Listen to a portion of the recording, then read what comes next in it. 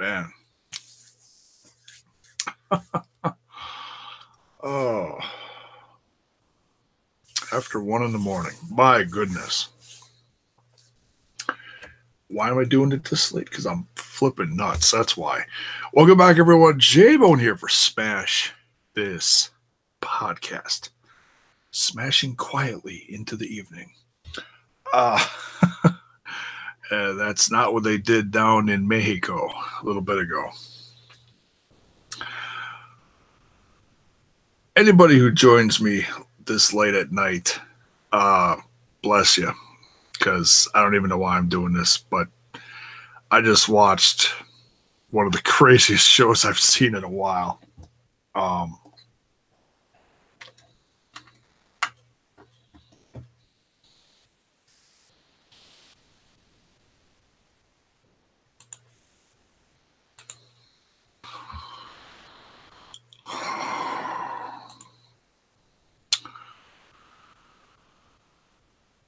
Triplemania 26. Over 5 hours long. One of the nuttiest shows I've seen in a long time. And I would honestly put this up there with any show that I've seen recently. You know, and I was not really vested in this, with the exception of a couple matches that I was really curious as to the outcome. But I really paid attention and took notes on everything. And the reason why I paid more attention this time is because they actually had guys at ringside conquering that language barrier. Matt Striker and Vampiro of Lucha Underground were calling the action live for this, and it was absolutely it was insane. There were times during this show Matt Striker was just quiet. He was just quiet and just watching and just letting the chaos take place. And that's rare. That's rare for Matt Striker. There was so much blood, so much insanity, so much violence, but it wasn't just violence for the sake of violence. There was storytelling all over the place throughout this whole event. I don't want to take forever on this because it is late at night and I am tired, and I went old school tonight, folks. I didn't crack a beer until a few minutes ago, and I drank my Mountain Dews, and right before it started, I went with some combos. I went old school, my old snack of choice way back in the day, doing combos. So I said for this one, if I'm going live, I'm going to crack a cold one, and I did. So if you're with me, crack a cold one and let me know what you're having. Man, I tell you that what really caught my eye was the pre-show. The pre-show was nuts, and it was awesome. It was a fatal four-way for the AAA Cruiserweight title. Or there was the match before that, the Key to Glory, where they have all the rookies showing off their moves, and I watched it, but I didn't catch all the folks in this match. It was a guy called Freelance won it, but it's all the young guys out there. So props. They brought it. What was it? 6 guys, I think. Something like that. It was either 3-on-3 or a fatal 6-way. Or I don't remember what it was. I didn't write what I just wrote down that Freelance won it. But that was fun. I mean, those kids really brought it. The next match was the Cruiserweight match. Was Triple H. Now this is interesting. Did I say Triple H? Dear God. I'm a couple sips into this. I'm just tired. I apologize. ACH. Oh, this guy's completely lost it, and he just started it. No, Triple H was not a part of this. ACH. Now, what's interesting is they said that he came from MLW. That was interesting. This match I don't think was announced for this card. Everything else that was going on tonight was listed on the card, with the exception of a couple of promos that happened. So I don't know if there's some kind of working relationship between MLW and AAA. Just interesting. But nonetheless, ACH, Shane Strickland, also from MLW, also Lucha Underground as Killshot, and Sammy Guevara representing Lucha Underground against the Cruiserweight Champion Australian Suicide. Now, I haven't seen a ton of his matches, but the few that I have seen, excuse me, that kid is good. That guy, Australian Suicide, is really something. And folks, we have a new AAA Cruiserweight Champion, Sammy Guevara. Props to Sammy. If you watch my channel on a regular basis, and if you follow me on social media, you know I'm always sharing his stuff. As soon as a video of his comes out, I'm watching it, and I'm sharing it on good old Twitter box. And that kid is something special. He really is. As far as Lucha Libre style high flyers, that kid is the future of the business if he stays healthy. And he really put on a show tonight. All four guys did. It was just great. But as soon as he won and barely had the championship in his hands, Kevin Cross, who was here a few nights ago and said he was going to be down in Triplemania this weekend, just wasn't sure exactly what he was going to do, marched down to the ring with his Mad shirt on and destroyed everyone, with the exception of one of the cruiserweights, the last one standing, Australian Suicide, who looked like he was just put a loaf in his pants. He was scared shitless, standing across from Killer Cross and just ready to die. He's like, I'm the last one here. Come get me.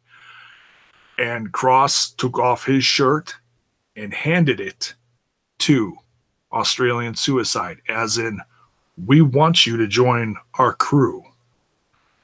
And Australian Suicide, confused that he was spared and chosen at the same time, and took the shirt and just kind of slowly walked away like, I'm living from this. I think he was, just in shock. Like, he's like, I can't believe I didn't just die like everyone else, and I have this shirt in my hand, so I have a decision to make. Well, as we see later, he came out proudly with this group, Mad. So Mad's ranks are growing, folks. Australian Suicide has joined the crew, which is interesting because you've got veterans like Jack Evans and Teddy Hart, and now you've got, I don't know a lot about Australian Suicide. I don't know how long he's been wrestling. I don't think he's been wrestling as long as Teddy Hart and Jack Evans. So I don't think I should call him an up and comer, but my knowledge of him is very limited. So to, get a younger guy with the veterans, I think really makes the group that much more dangerous. It's not just older guys. Well, Cross isn't an older guy, but as far as dangerous, he's probably the most dangerous one of the group. Yeah, crazy. So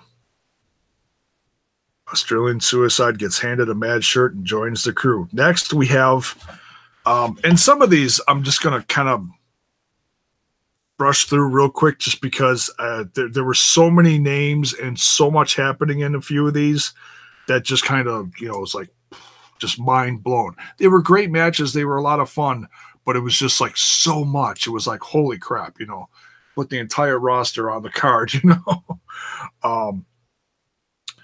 mixed tag / intergender match. So you had a guy and a girl, which is, different from what, I think intergender wrestling is growing in the wrestling industry, but there's not too many people that,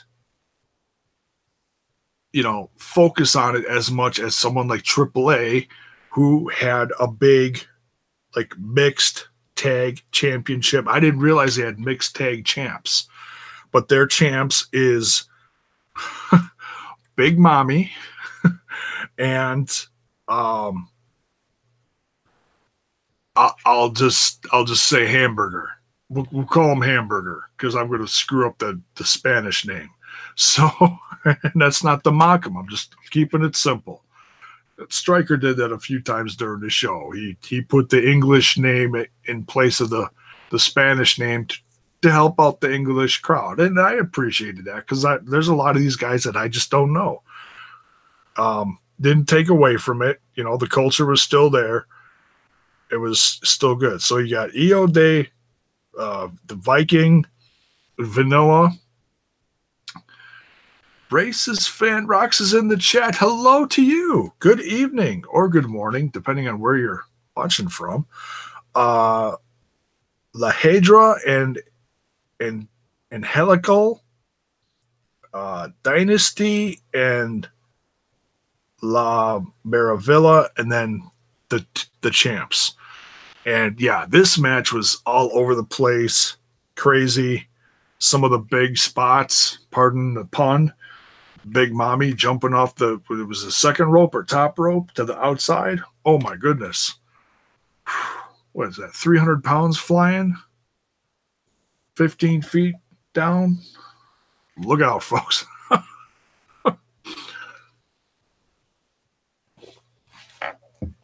And then later on, Stryker was, commenting how the earth shook when this happened. And he's like, I'm sorry if I offended anyone. Vampiro's like, would you quit being so damn politically correct? That was funny. Those two together all night tonight, just classic. They're just awesome. In the beginning of Lucha Underground, when they started a handful of years ago, it was, you could tell it was a new team. And now those two are like a couple of, like an old couple bickering back and forth at each other. It's crazy. It's great stuff. But yeah, the champs retain Big Mommy and Hamburger. Hamburger shows up later in the show. We'll get to that in a bit. Then we get, this next one was just absolutely insane. We get a ladder match. 4 teams again. This one is for the number 1 tag team. Oh, cat's going cuckoo. Scared the shit out of me. Behave out there. Go to bed. Crazy ass cats. Damn.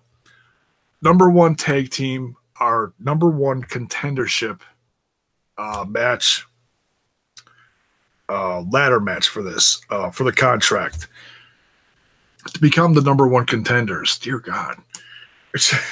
Good night. Andrew Everett and DJZ from Impact Wrestling. Haven't seen them in a while. Laredo Kid and Golden, what did he say the other guy was? Golden Magic? I think that's what I got here. And they said this was a little controversial because Laredo Kid is the one that put DJZ in the hospital. So it was like, ooh, And it sounded like this was the first time maybe that they've been in the ring together since. I'm not sure. Just that there was a little tensity in the air.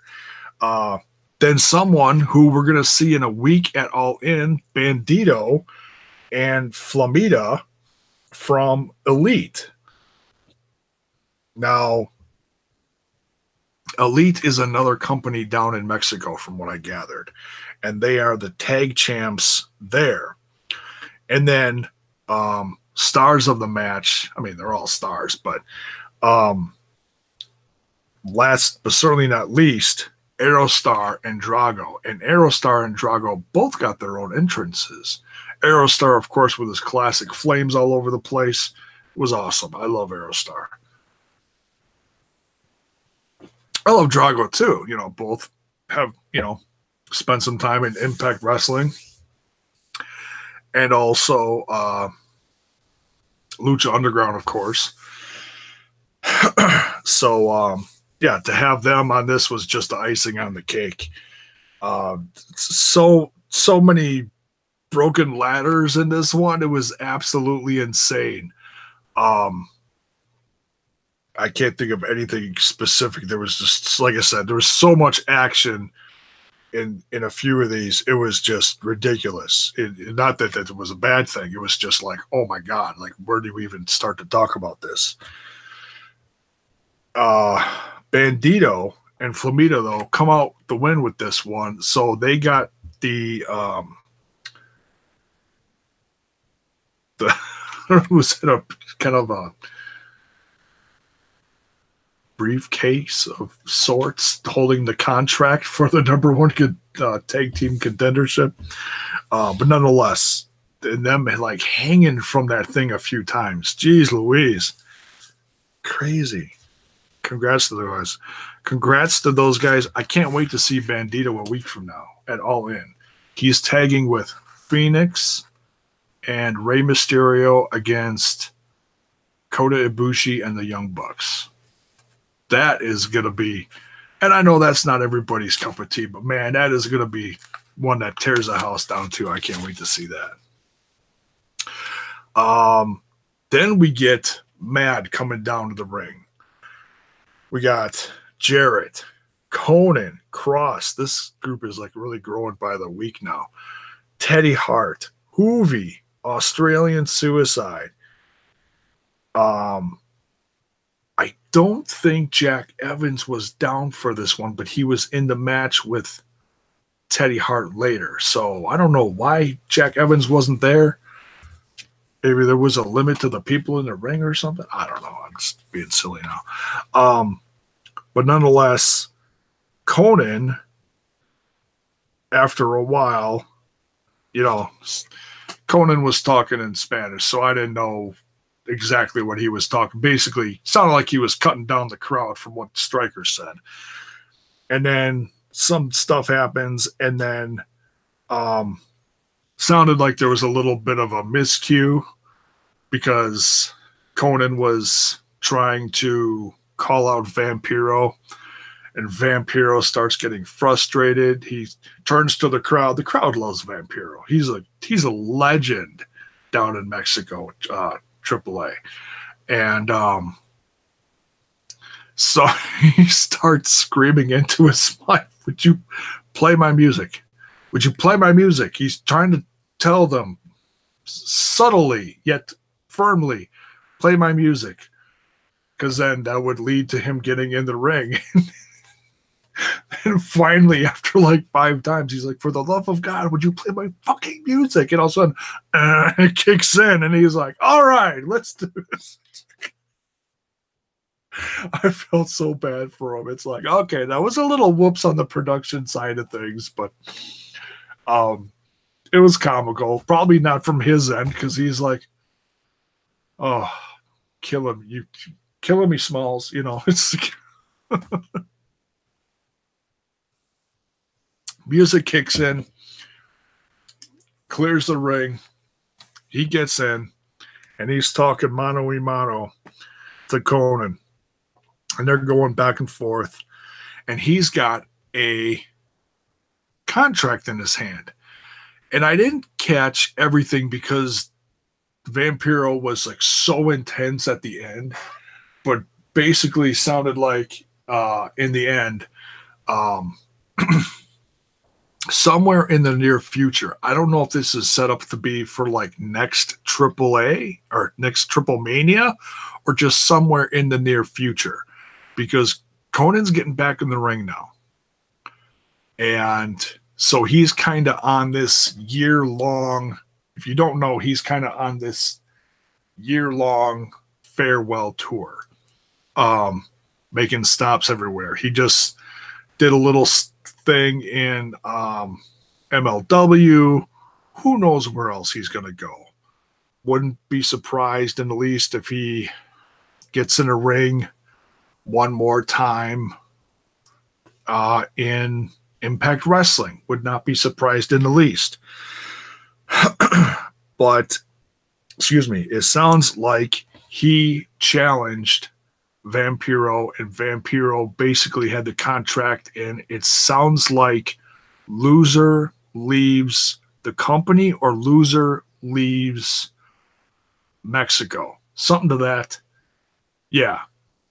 There you go. Thank you, Lewis. Koenen versus Vampiro. Whoever loses leaves AAA and Mexico. Okay. So the big question is, of course, when is this going to happen? It's got to happen on a bigger stage, I would think. So I wouldn't be surprised if they build this up for a year and have it headline next Triplemania, because that would almost culminate the end of the farewell tour of Conan. Just a guess. It could happen a lot sooner. It could happen next week. Who knows? But nonetheless, we're getting Vampiro versus Conan, and Vampiro's retired more than once within the last half year because of little things going on. I think he's got, not going to say he's a lunatic. I'm not going to say he's crazy, but he's got stuff going on upstairs, and I think it interferes with work, life in general. So it's probably a combination of things. So he's probably conflicted, probably wants to keep wrestling. Maybe he can't. I'm not sure what the whole story is. I know he wasn't happy about Cross dumping him on his head. So maybe something went a little too far there. I don't know. But nonetheless, looks like we're getting Vampiro in one last match with Conan. And I mean, that's classic. I don't know the entire rich history of AAA and Mexican wrestling, but I do know enough to say that Vampiro and Conan have both had many years in the industry together.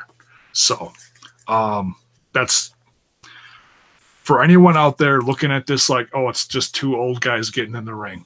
No, it's that would be ignorant. This is something special, okay?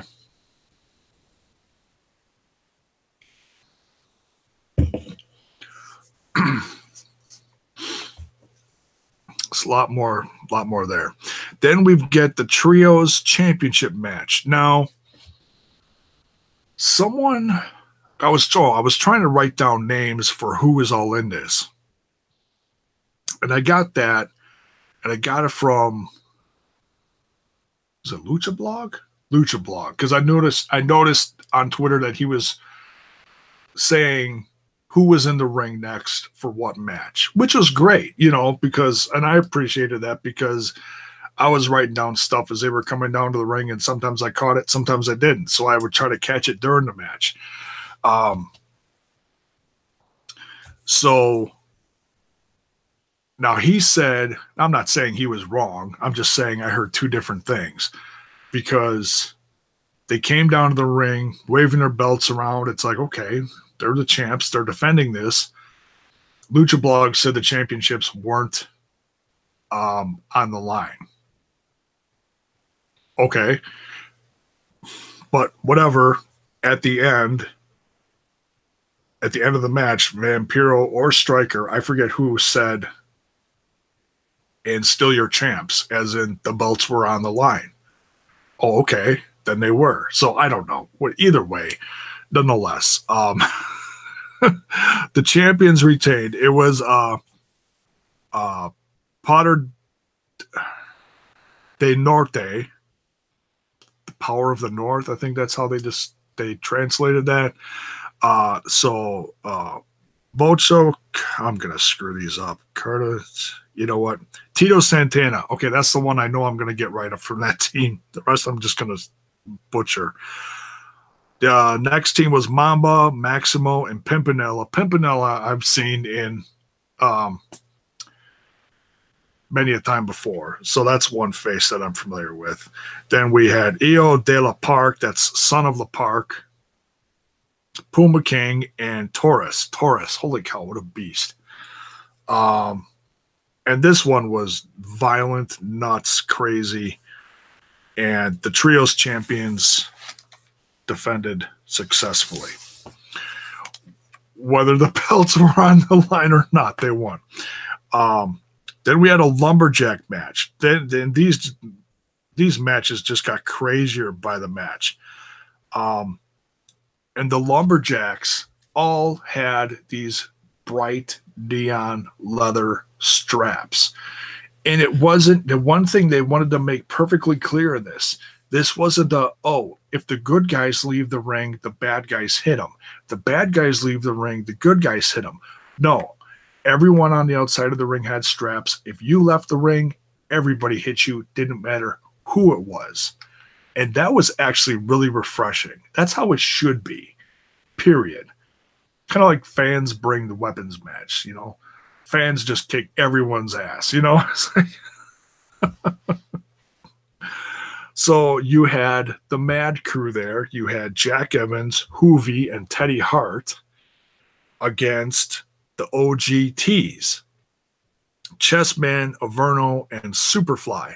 Didn't even recognize Superfly. I forgot he got unmasked in Lucha Underground Season 1. And then Potter de Norte from the last match, those guys came down and distracted the OGTs because of a feud that went on a year ago at Triplemania. Hair versus hair match. Someone lost their hair. So there was that beef. And I think it was Potter de Norte who lost last year, from what I gather. I could be wrong, but I don't know. What am I talking about? I watched it last year. Why don't I remember? Because I don't. I'm sorry. Too many beers in between. I don't watch AAA every week. I watch the bigger events. It is what it is. But the OGTs defend, and they said this would have been a big win for Mad as far as dominance in the company. A little surprised Mad didn't win here. I mean, they made their presence known earlier, especially with the cruiserweights and during that promo. But yeah, I would have thought they would have won this one. Little surprised, not gonna lie. So OGTs win. Then we get Lucha Extreme match. Like I said, these matches just get crazier and crazier. Lascara, Rey Scorpion, and Tejano, what did they call them? The Mercenaries? I think that's what they called their group. Against Murder Clown, dear God, Pagano, and Joe Leader. Wow, Joe Leader getting a lot of pops. Looks like a veteran, you know, looks like one of the older guys. Absolutely insane. Chairs, light tubes, skewers. Pagano took a handful of skewers to the head and then kept wrestling for like 10 minutes with the skewers hanging out of his head. Did a whole tope suicida out of the ring. Skewers went flying. Finally left his head. Unbelievable. Pagano took I don't remember who. Oh, Scorpion. They took each other to like back towards the upper ramp area for a table spot, set the table on fire. Both were on fire for a couple seconds. It was crazy. They stretchered out Pagano at the end there. There were tacks that Burger Clown took a bag of tacks, dumped them all over himself. I mean, the violence in this match was just like crazy. And like the self-inflicted stuff was even crazier. Pagano ate a light tube. Ate a flipping light tube. When he was stretchered out, he was holding his throat. I hope to God he didn't like swallow glass and was like bleeding internally. Because the stuff he did to himself in this match was just, I mean, I've seen extreme stuff, and some of it is like, yeah, and then some of it's like, oh, why? And there was a lot of whys going on in this match. It was so insane. But, you know, I respect them. Because putting their bodies on the line, and like Vampiro says, you want to call this fake? You do that shit. Yeah. People change their tone really quick.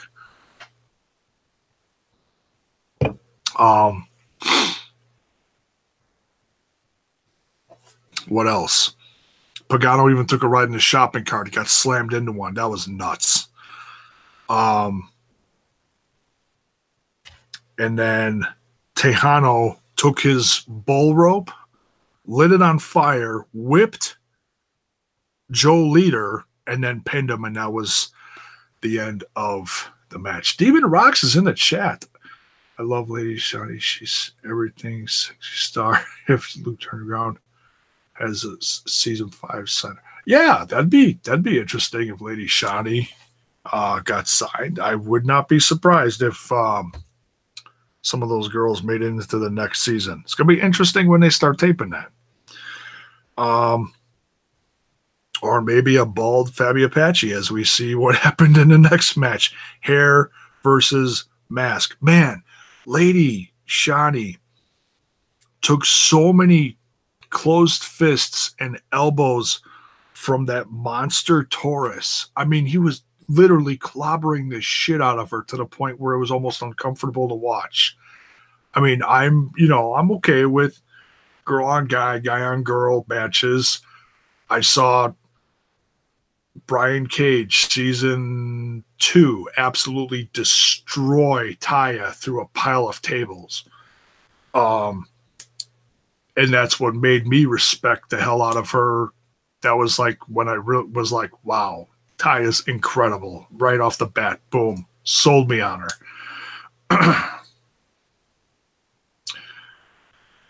Yeah. So, but yeah, this match was really good. I mean, barring the interference from everyone, poor Hamburger got stretched out. La Parka comes down to the ring and evens out the odds. Then we had the ref versus ref. That was hilarious. But yeah, Lady Shani wins the match. Fabi Apache tries to escape, then gets led back to the ring. Gets, I'd say, about 75% of her head shaved off, and then even took a bunch of it off herself, which was, very similar to what happened last year with the Padre de Norte versus the OGTs match. Like I said, I just don't remember who won that one, but all I remember is the guys were standing in the ring, basically shaving their own heads. They were like, no, give it here. I'll do it. You know, they did it graciously because, you know, that's one thing that I'm learning over the years of what I've watched the last few Triplemanias in a row. And that's one thing I'm learning is that their culture in Lucha Libre is very there's a sincerity about this, and you could see it during this show too with the fan base. for example, and I'm kind of skipping ahead here, when Fantasma got unmasked, who I'm assuming was his wife in the crowd, was just tears streaming down her face. And Ronaldo Rodriguez is in the chat. Good evening to you. 5 parks in Triplemania. 5 parks. You mean like 5 times we saw Park in Triplemania tonight? He was there. He showed up a few times. Although there was 1 or 2 times I don't think it was him. One time was oh geez. I'm skipping ahead here. All right, but the women's match was absolutely incredible. I don't think the title changed hands, though. I think Fabi Apache is still the champion, from what I gathered. But she lost her hair graciously. So a lot of respect there to Lady Shani. Very interesting match. Then we get the Mega Champion match. And this was this was so nuts. It was good, but it was nuts. What do you think about Mexican Lucha Libre? I love it. I love it.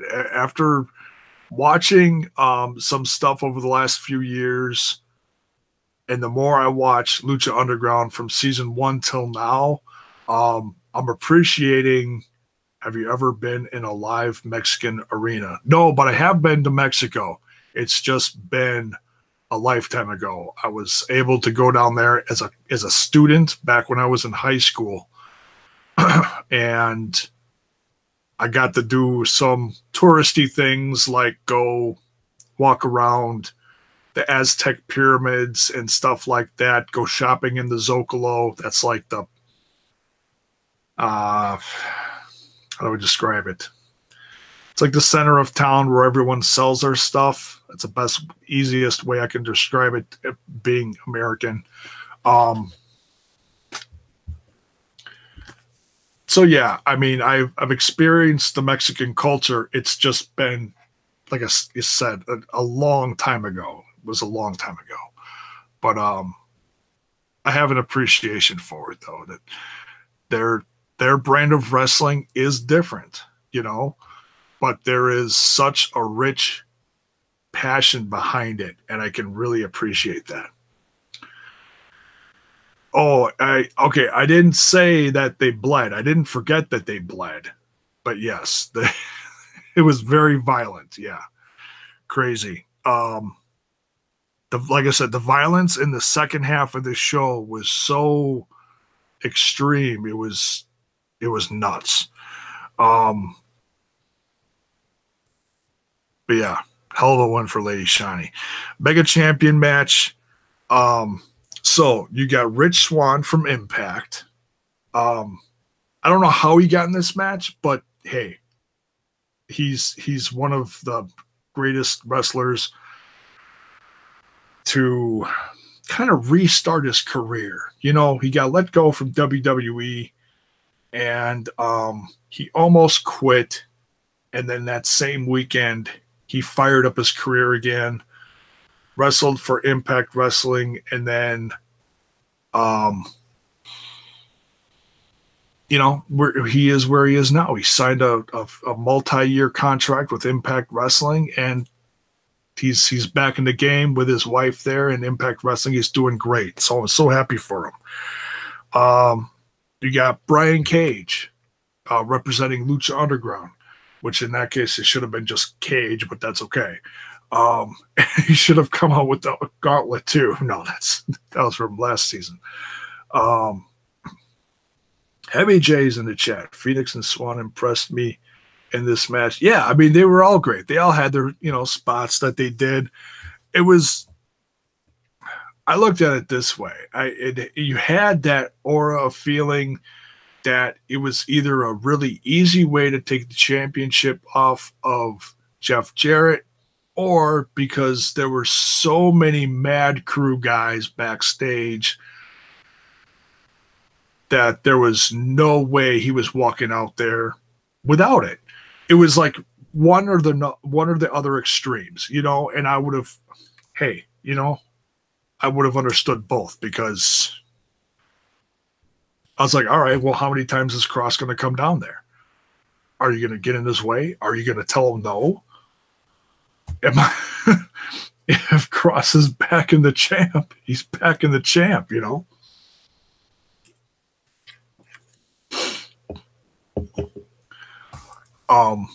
My my wife fell asleep early the night that I interviewed Cross a few nights ago on here on Smash This Podcast. She watched it back earlier today. And I said, do you understand now why I call Cross one of the most terrifying men in professional wrestling today? Just normal talking during the interview. The look on his face looks like he's going to reach through the camera and like rip your face off. And I say that with the utmost respect and humbleness, because it took, I'm not going to lie, it took me to get a lot of nerve up to ask to interview him. But I knew this was the right time to, because there's so much going on with him, you know, between Mad and AAA and Impact Wrestling and who knows what else is. Oh, Lucha Underground, of course. You know, this is the time. So, wow, chat's on fire. Cage is a lucky Cage is a lucky bastard. Yes, married to Melissa Santos, and they have a beautiful child together. A fan of non-WWE wrestling, many WWE diehards have no idea what they're missing. Yeah, and that's why I'm taking the break from WWE stuff right now, because there's so much other stuff going on. And I just haven't been happy with the booking of WWE stuff lately. It bores me. I've said it once. I've said it a million times for those new to Smash This Podcast. I realized that because, you know, it's like, okay, every Monday night you watch Raw. Every Tuesday night you watch SmackDown. Once it hit me like a ton of bricks that I was watching out of habit as opposed to actually wanting to sit down and watch it, it went off in my head. I was like, oh my God. And that hit hard too. I couldn't believe I actually felt like that. But, you know, we're at where we're at. I talk about Impact Wrestling on here. I talk about Lucha Underground on a weekly basis. And a new show I talk about on here is MLW, Major League Wrestling.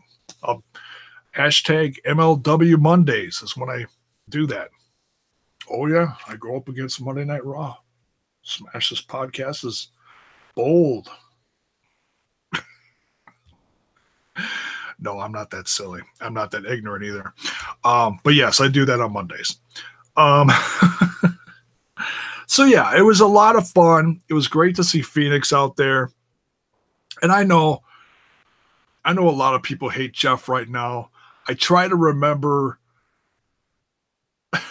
everything before the lawsuit happened, and that kind of got me through this, you know, because what state am I in? I'm up in Wisconsin. I live right outside Milwaukee. That's where I'm at. You know, I've had very positive experiences with Jeff Jarrett. I'm not going to say that excuses him for what's going on with him in Impact Wrestling right now. That upsets me, but I try not to focus on it. Whereas some people take that and they turn it into a big political thing, and it's like, no, I choose to just tuck it over here somewhere and focus on the positive. And he's got his company. He's doing what he's doing. It is what it is. I'm not going to, like, you know, I was going to say lose my hair over it, but I couldn't do that either. Anyways. But yeah, I mean, you had the feeling in the air tonight. It was time for him to lose it. him getting in the first place was a big shocking thing for that group. It's going to be very interesting to see where this goes, though. Dr. Wagner screwed him. We thought we were getting another Conan thing coming down to the ring. Same stature, same kind of, not waddle, I don't want to say, but, that's what it looked like before when Conan came down to the ring, because that was still a few months ago and right after his hip surgery. So it's like, oh, Conan's coming down to the ring again, disguised as L.A. Park, and he's going to help him retain. I'm like, here we go. And then it didn't happen. And then Phoenix won. And it was like, wow, Dr. Wagner helped Phoenix. That was pretty cool. And I thought Rey Mysterio was supposed to be a part of this show. I know Alberto Del Rio, or El Patron, whatever, I know he pulled out for whatever reason, but I thought Rey Mysterio was supposed to be part of the show. Maybe his upcoming thing with WWE prevented it. I don't know. I know Rey Mysterio is still doing All In. Beyond that, I don't know. So, I mean, All In is probably going to be Rey Mysterio's last independent thing. So, we'll see. I hope not, but, he wants to do a last year or two with WWE and then retire for the big money. What are we going to...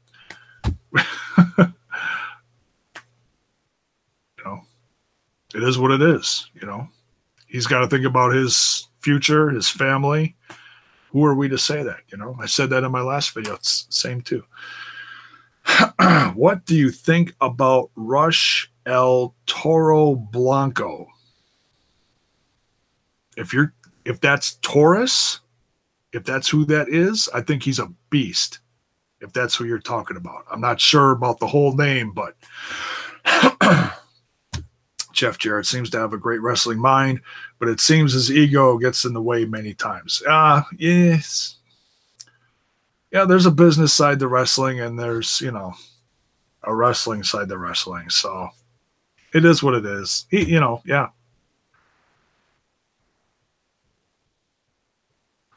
The last segment where Wagner stole the show. Yeah, that confused me a little bit because I didn't know what was going on. It took almost till the end of the promo till Wagner, until Vampiro said what was going on, and basically sounded like Wagner's like, well, you come into this house from another company and steal the show, but this is my show. It was something like that. It was kind of confusing, but my favorite is when Phoenix hit the owner of AAA. Oh my God, that was crazy. When Jeff Jarrett was outside of the ring making a stink, and then Payne, I think her name is Pena. I'm not real sure, so pardon. But she stood up, then raised a big-ass glass of soda, whatever, beer, soda, and threw it at him. And a second later, Phoenix did a tope suicida out of the ring, and the drink caught Jarrett by, of course, yeah, he knew it was coming, but between that and, him, catching his senses, and then Phoenix diving on him, and then Phoenix like half dove into the crowd on top of her and whoever the other woman next to her was. I think the widow of the other one, that's a guess. Not sure. Obviously someone, significant in the company, from what I gather. So yeah, that was a crazy moment. And then, oh my God. I mean, the doctors were going apeshit all show during the whole show. This person's injured. Check this person. Check that person. Oh, this person might have broken their neck. Check this girl. Check that guy. And then when she was possibly injured, I think all the doctors came down. Even Vampiro got out of his seat and walked over there. So, yeah, that was interesting. So, I don't know, I didn't hear about, oh, she was really hurt. Beyond everybody being around her, I didn't hear anything past that as far as anything significant in the result of that. But it was a great spot. So, I mean, I hope she's okay. If that was what was meant to happen, she's one tough broad. But so, but yeah. So Phoenix is the new champ. I'm so happy for him. I love Phoenix and I love Pentagon too. From first learning about Phoenix a handful of years ago in Lucha Underground Season 1 till now, and watching what he and his brother have done all across the independents, down in Mexico, Impact Wrestling, Lucha Underground, and not very far away from here in Chicago. I mean, they're burning the place down in Chicago too. A few places. They're going to be at both are going to tear the house down at All In next week. I can't wait to see that.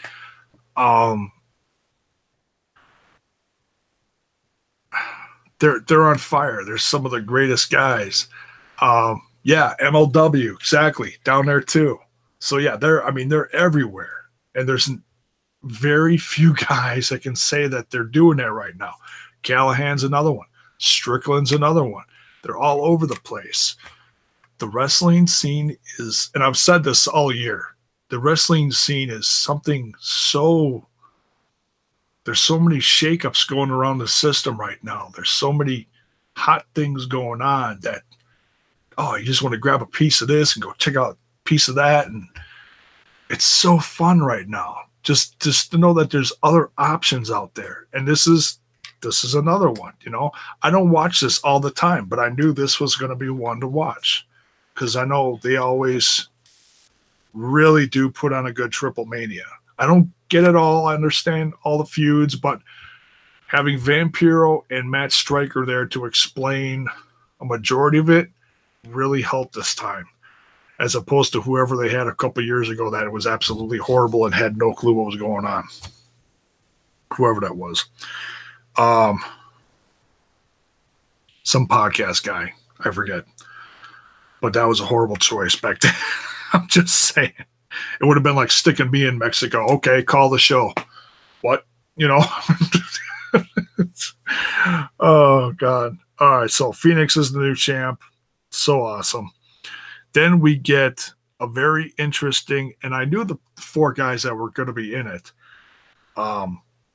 Loser of the Fatal 4-Way loses their mask. It was interesting how they did it, though. It was everyone starts in the cage. So you had Pentagon Jr., Fantasma, LA Park, and Psycho Clown. Now, it was interesting how they talked about LA Park coming down to the ring and bringing down the original LA Parka from back in the day. And I'm guessing that was the one who was, I'm guessing, in WCW, like way back 20 plus years ago or whatever it was. Because that was my first reference in Lucha Libre history, was watching guys like Hoovy and Psychosis and Rey Mysterio and Eddie Guerrero in WCW. That was my first taste of that. And LA Park is the only thing I remember is him dancing on a chair. So that was the little goofy things you remember from WCW back in the day. I think that's who that was. It's a favorite of mine. Yeah, okay. So, yeah, he was fun to watch. I don't remember like specific matches he had, but Vampiro made a big deal out of that, so that was cool. To hear Vampiro get emotional on air that is one passionate guy. That is one passionate guy. But yeah, this match was so violent. Four starting out in the cage had tables in there, chairs. It was bloody. At one point, L.A. Park was sticking up his hand up into his forehead to stop the bleeding, to put pieces of skin back together. It was sick. It was ridiculous. Pentagon Jr. was the first one out. I don't think I mentioned Psycho Clown. Psycho Clown was the fourth guy. And if you're up late and you're watching this live, bless you, because I'm exhausted and I'm trying to like wrap this up soon. So thank you for everyone lighting up the chat and joining me so late. It's I figured I'd get one view out of this late at night. But that's the passion of wrestling. People staying up late with me, having a beer. Shit. We'll crack another one. What do you say?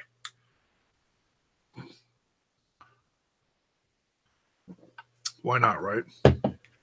It's only 2 a.m. It's 5 o'clock somewhere. So yeah, Pentagon Jr. is on the top of the cage with Psycho Clown. That was a significant part where Pentagon lights a fireball and Psycho Clown falls back into the ring. Pentagon being the first to escape the ring. And after the second person leaves, then the cage is lifted and you get the one-on-one. The second one to leave was Psycho Clown. Psycho Clown was all over the place. Cheers. Cheers. Psycho Clown had so much energy. I don't know how. I mean, it's not like he had a match before this or anything, so he was obviously all wound up leading up to this and was saving his energy and just let it all go during this match. But man, he was bouncing all over the place. It was crazy. Oh, and he came down with the big blown up, hands with the flames shooting out of him. That was dope. That was so badass. I love that. I'm like, oh, he's going to kill someone at ringside. Crazy. Flame throwing two sweets. Medals. No, LA Park in the wheelchair was his and Vampiro's teacher trainer. Oh. Huh. Well, I misunderstood it then. I did catch the trainer part, but I thought, anyways, I'm not going to overthink it right now. I'm too damn tired. But thank you. Thank you. So, yeah, I mean, we learned so much in this event, from heritage being passed down and the lineage of, next generation being represented on the show was just crazy. So yeah, Psycho Clown was number 2 to go. And then they raised the cage and it was just LA Park versus Fantasma. So I mean, if I had to guess, that was pretty close to what I thought. I thought maybe that, or maybe because Psycho Clown beat Dr. Wagner last year, so I was thinking, well, maybe it'll be Psycho Clown this year. I don't know. It was a guess, but so yeah, Fantasma and LA Park. Fantasma pretty much lost his mask, excuse me, right away, and he had just whatever was covering his face was just like a thread. So it was, by that point, it was like, okay, you kind of had a feeling it was going to be him, but you never really know. LA Park was losing his too, like the whole top half was gone. And the only thing I was going to write down that I didn't catch was his name and like how long he was wrestling for, because that's a big thing. When they take off your mask, you reveal your name and who you are, whatever, your identity. So, and then that's the only thing I didn't catch for them revealing, and I'm sure I could see it in some article or whatever tomorrow. I'll go check it out. But it was interesting. He was very emotional when he lost the match. His dad was in the ring. His son got in the ring. And I'm not going to lie, folks. Seeing Fantasma crying in the ring, knowing he had to get unmasked, and then his son was there with a mask to put over his face to like help him, was like, I was like, oh man, that was emotional. That's when you realize the culture aspect of Lucha Libre, and you realize the importance, and you see Fantasma's wife crying at ringside. You see stuff like that, and then you start to get it. There's something so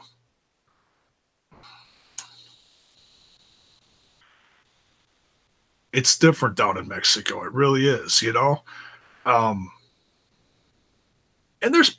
not saying that there's not passionate fans up here. It's just it's respected different up here, like WWE is aimed more at a childlike audience. Impact Wrestling's getting more edgy. Lucha Underground is over the top crazy Hollywood violence. And then the stuff down south of the border is like on a whole nother level, So it's great that there's like a little bit of everything all over the place, So, but yeah, perfect example of throughout this whole show how different wrestling is treated and respected and honored down there. That's another word, honor, down there. It's like, it's like kayfabe is real down there, for in some way, shape, or form, especially from under a mask. And I can respect that. I totally can, because in so many ways, kayfabe is completely gone, but yeah. So if you stayed up late with me, cheers, because I'm exhausted. I'm tired. I'm wrapping this up. Thank you for joining me. It was a hell of a show. It really was. I thoroughly enjoyed it, especially, like I said, the fact that Vampiro and Matt Striker were at ringside and explaining so much for the English audience, for the English AAA Twitch channel audience, like myself, that I know a lot of these faces, but I don't know the rivalry and stuff like that. So to get a play-by-play guy like Striker, who's so good, a little corny at times, but he's good. Like, I get it. He's not everyone's cup of tea, but whatever. And then a culture aspect to the side of things with someone like Vampiro, who can explain things, the deep stuff. It just made the whole event so much better, especially for a guy like me that's, old and senile. So, but anyways, thanks for joining me. I love this show. Let me know what you thought about it in the comments below if you're reading this after the fact. And by all means, if you're new folks to the channel, there's plenty more of this where it came from. Go check it out in your free time. If you dig the content, if you like what you hear, or like what you see, just kidding. Smash that like button, smash that sub button, and ring that bell for notifications so that you know when more of my content hits your screen. we'll see you mañana, folks. And probably not going to do much Sunday. But yeah, Mondays I'm reserving now for MLW. I'll watch MLW tomorrow or Monday sometime. And sometime during Raw, don't know when I'm going to pop up, but I'll be reviewing Major League Wrestling. Sounds like another hell of an episode too. So we'll see you Monday night. Have a good one.